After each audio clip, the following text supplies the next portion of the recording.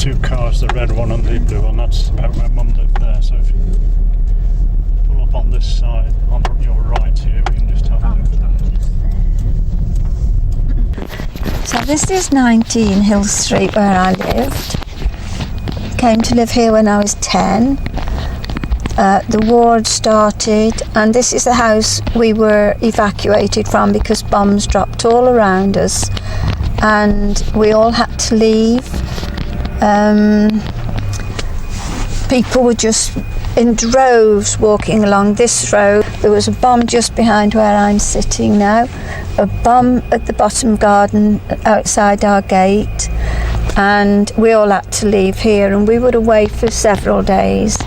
My dad was on duty and he didn't find us for 48 hours. The bomb dropped about here near the lamp, on the pavement, and went down into a big crater, which they all did because they were coming with such big speed coming down from a plane. Yeah, and I think there was 7 or 8 bombs, and none of them went off, but then they were all collected. We were out of the house for quite a long time, and all the bombs were collected and they were taken to a place called the Bashilos, spare ground, and they were all detonated and every one of them exploded. So they weren't duds. We were just so blessed. We never ought to have been here really, because this site would have been completely blown away. Top of the road where we just turned in, there was a shop there on the corner, and there was a man standing by the bus stop, and the bomb fell behind him and it cracked a paving slab and it hit him and killed him. That was the only person. It's the only one that died. Yes. And then we got to the end of here and they wouldn't let us go up to the main road. We had to go back down, and it was the garden lanes, so. Just behind the rails here was the railway line, and that's the journey the plane was taking, following a train that was crawling along with very limited lights, and the searchlights that were going from Crewe, they'd picked the plane up, and they reckon he panicked and he offloaded all his bombs before he was shot down himself. So nothing's changed very much, and it's very good order, because I'm talking about 60 odd years ago.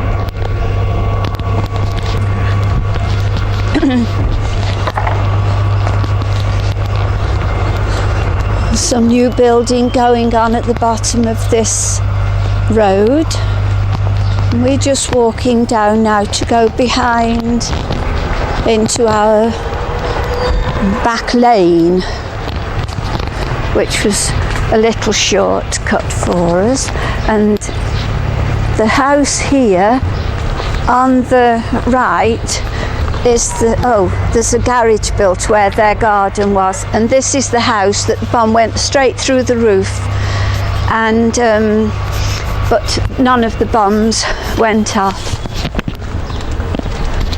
So we're just going along now to our back. This is so different. Obviously they're not used anymore, these backs, but this was our back gate, and that's the back of our house there. Yes, and next door to this was Stella's, and there was a little wall between us, and that's where she used to come, and we got to know her very well. So you would have played around here then? Yes, more than likely. There was an old shelter in this back garden, and Dad was jumping here when he was playing in our back with the boys, and he jumped off there and jumped onto a piece of wood with a nail in it, and then you got septicemia. He was very, very ill because his foot all went wrong. Would you like to reenact that for us, Dad?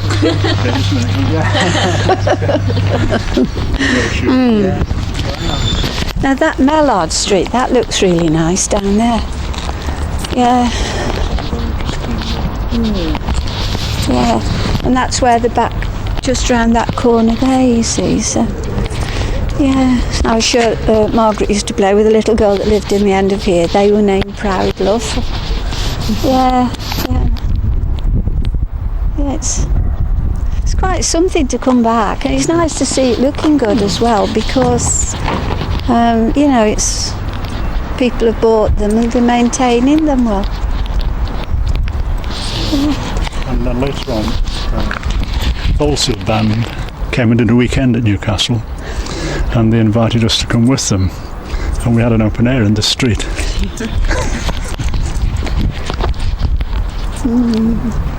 Memories. Yeah. This was the chip shop. So just up there, I'm not sure if I can recognise the front, was a little shop.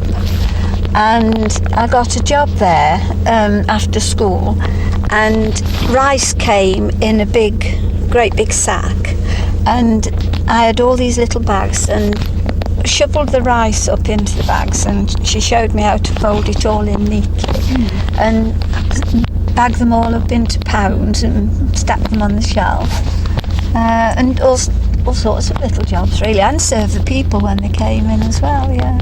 And I know it was just not too far up from the chip shop, because I'd also come down and get the lady's piece of fish if she wanted one for supper.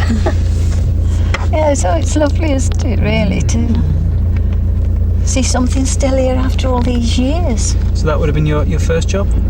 It would have been my first paid job, absolutely, yes. So how much would you have got then, do you know? Do you remember? Oh, roughly, I mean. Probably about 2 shillings, which would be what, 10p now, Ken? Or 2 shillings for when we get that? I don't know, at the end of the week I would. Oh, week? no, it wouldn't be, yes. It was just a matter of coppers, really. But I loved it, because, I like doing it. And weighing scales and things like that just appealed to me a great deal, Yeah, been behind a shop counter, and yes, very good. Just below these semis, he was running across the road, missing the curb and jumping over this little wall, and the wall had railings on until the war started, and then the railings were all cut off because the metal had to go to be used for ammunition. And he tripped and banged his head in the wall with one of these studs where the rails had been just sliced off, went into his head here. My mum and dad, I think, were at Songsters. I had the job of taking him up to the infirmary on the bus, and we got on this bus and took the first seat, and the conductor's coat was in the corner, and Derek decided to be sick all over this man's coat. So just one of my little incidents with my brother, of which there were many. But Dennis Shufflebotham says he remembers being there when our Derek did that. It was always me that had to look after him, and then he says you were always bossy, our Joan, but he needed bossing because he was such a naughty boy. Oh dear. If there was any mischief, Derek was in it. He would have been a good mate for your Michael. Yeah. Wrong generation. They missed each other, but separated by the years. So how far away was your school then when you were, was it near or far? Probably The barracks. about 3/4. Oh yes, that's the barracks. What barracks? It was forces soldiers, and one of the soldiers he was a Salvationist. He went to be an officer actually in the end, They came to our wedding as well, Captain and Mrs. Pettit. Jack Pettit, yes. His real name was Arthur. That's the church where my cousin was buried had the service last year. She was very active in that church. Yeah. So he actually built this bungalow himself. Did he? Wow. Well, yes, he did build it himself.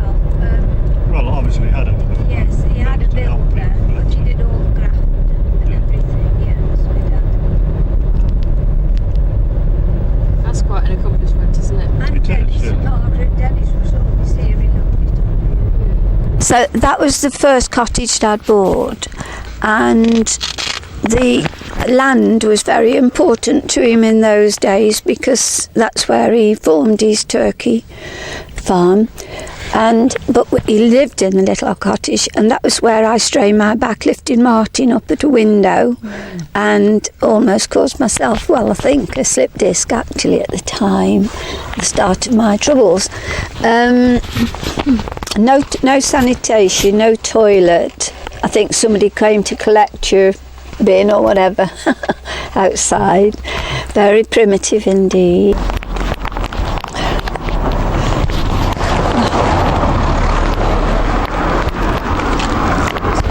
Oops, it's a bit dicey and slippy.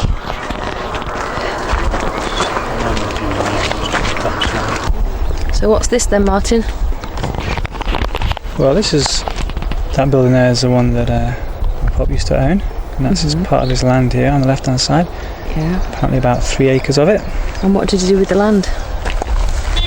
What do we do with the land? Yeah. We had turkeys. I think he had turkeys in that farm over there. And he built on some of it.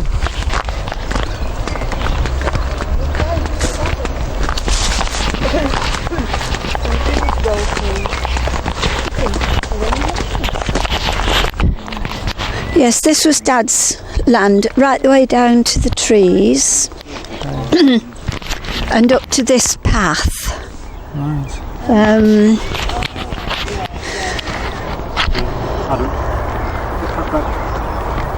So up to that wall up there.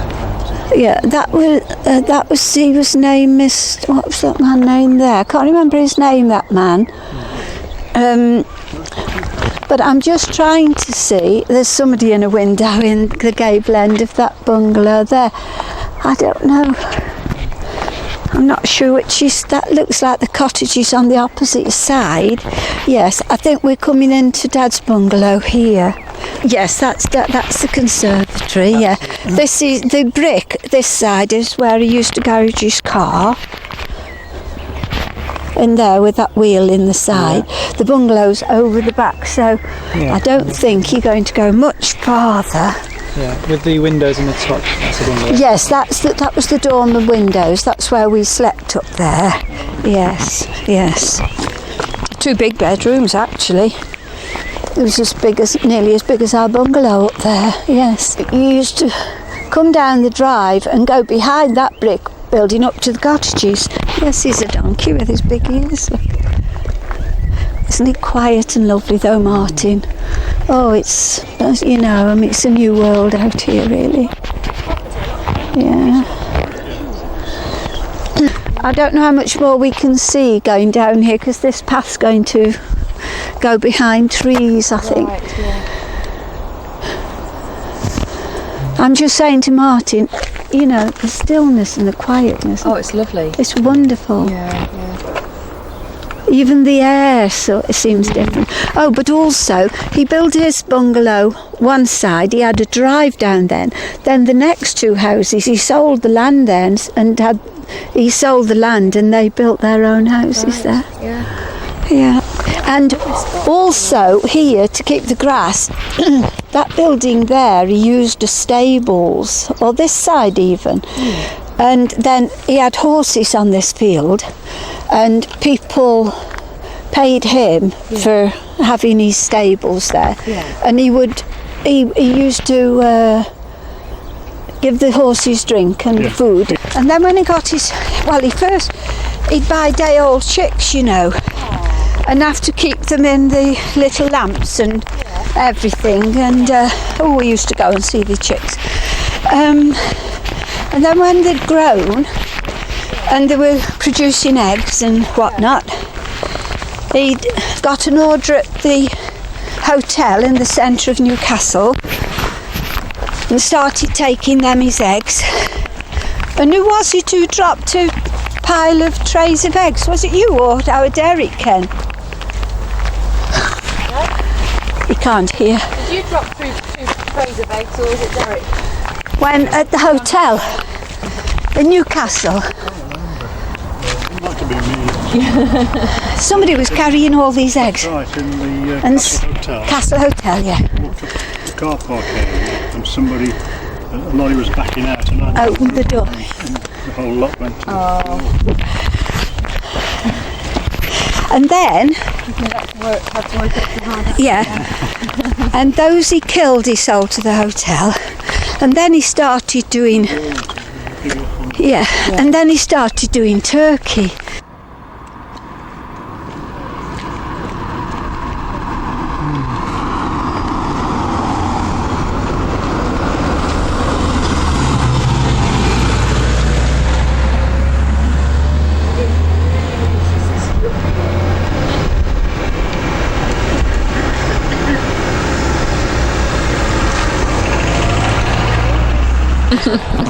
When I was learning to drive the car, Just before you go any further, there was no road here. no, We there were wasn't. It virtually was parked here.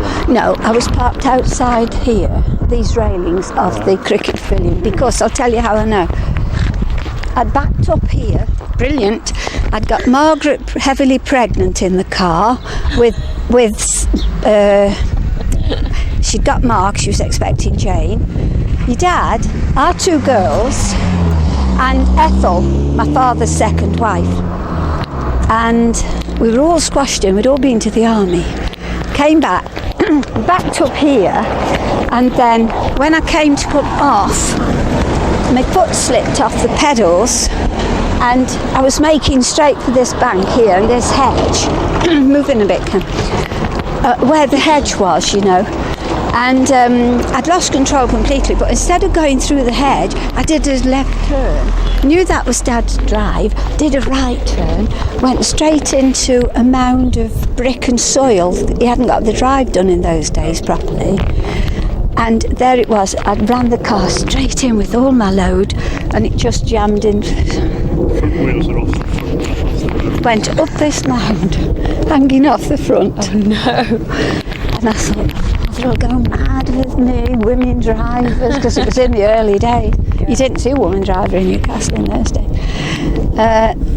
And I was terrified of what he'd do when he came in. So I went in, Ethel put a cup of tea on for us, and they all came up. He got a Land Rover. So he got the Land Rover out, and of course Tim and Dennis and Margaret, they were all having their element, you know, rescuing the car. We'd all climbed out somehow. And then he came in for lunch and I thought, he's going to wipe the floor with me. I was petrified. And he came in and he just grinned all over his face. He said, made a good job of that, didn't you? Yes, so that's quite a memory of the back of this building, yes. He had some good friends just down the hill in these cottages. One was an old man. Yeah. He was an old postman and he had more tales to tell. In fact, I think when Dad came up here, he was still working at the post office. No, that doesn't ring a bell. Yeah, if you say it can, I'll be able to agree, but I don't think he was a George, no. And these old folks, they used to sit outside on the chairs on the little fronts, you know. And everybody stopped and had a little natter. So it was ever such a friendly community, really, very, very nice. Now, this is the end of them little cottages, you see, and that's how you went in down there. Right. Down the path, yeah. I'm not sure if the son doesn't live there now. Yes, but that's the little cottages, isn't it, Ken? And then this man at this house was named Mr. Corns, and him and my father crossed swords many a time, because he used to keep his eye on me dad to make sure he didn't go an inch over his property and all that, you know. Oh yes. And then if the smells that come off poultry from occasionally, so do something about that, Jim. He says, oh, can't go in my garden, you stink. And Oh no. so he had his moments, but I wish he was here really, just to give you his memories, because he'd have a longer tale than me to tell. Amen. Amen.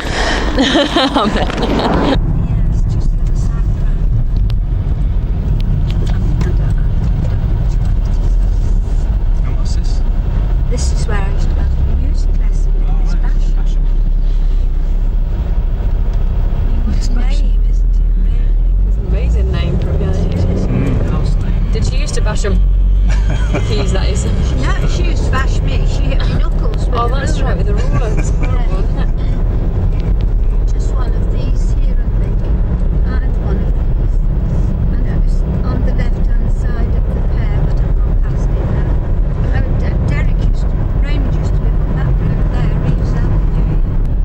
on the right here now, just past the traffic lights. I had my first bike, and my dad had a bike as well, and we were cycling down this hill. And I said to my dad, the brakes won't. He said, keep pulling your brakes to stop yourself, because we were going faster than we should be. And I put the brakes on, and I said, nothing's happening. So he grabbed my handlebars, didn't tell me he was going to do that, and we both sort of collided into each other, and my frontward spokes stuck in its wing nut.